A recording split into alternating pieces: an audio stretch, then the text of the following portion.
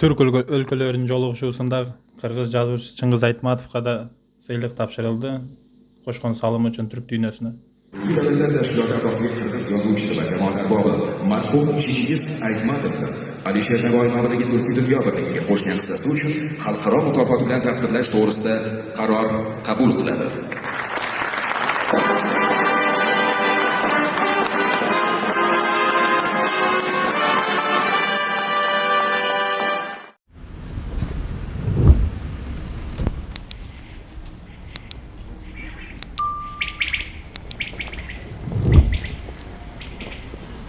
Millet geledim